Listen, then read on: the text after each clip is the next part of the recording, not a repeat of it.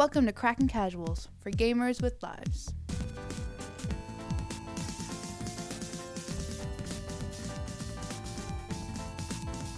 First on the docket, we have Streets of Rage. This old school game was recently ported to quite a few modern consoles. Surprisingly enough, this game was not originally released for the arcade.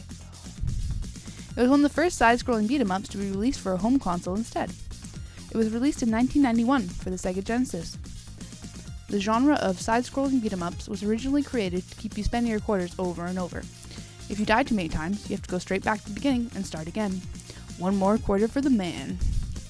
They didn't change much when they began releasing them for home consoles either, which in my opinion means that most of the earlier ones are quite boring. Streets of Meat. Wow. Streets of Meat. Okay. Streets of Rage to me falls a little flat. Its storyline is very simplistic / practically non-existent, and all of the available characters have very similar movesets. Plus, why would you want to be anyone but Axel Stone? He obviously has the most helpful hobby. Not only that, but the enemies are very repetitive. You have the same 5 basic enemies throughout the game, only sometimes with a different color scheme.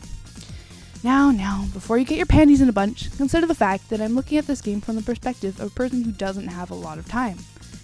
When I only have 1 hour to play video games, I don't want to spend it fighting through the same 4 levels over and over. But Tara, side-scrolling beat-em-ups are my favorite. Well, hold on to that quarter, because I have just the thing to satisfy your needs. Scott Pilgrim vs. the World. This game is very similar to Streets of Rage, but with just a little bit more. This game is based on a comic book series written by Brian Lee O'Malley. You play as Scott Pilgrim, an average Canadian teen fighting for the love of a bright-haired girl named Ramona Flowers.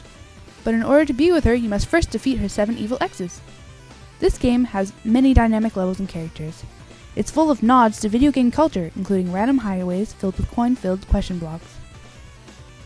Scott Pilgrim features a very Mario-esque overworld where you can access all the levels you have already completed, making it very easy to go back and replay favorite sections of the game.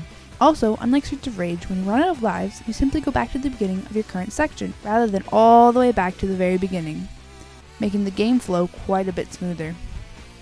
But don't let its cutesy graphics fool you. This game is chock full of controversial subjects, such as animal abuse, violence against women, and vegans with supernatural powers. All in all, I would say Scott Pilgrim vs. the World is definitely a game worth wasting your time on. Besides, who doesn't like fighting for the love of a girl with brightly colored hair?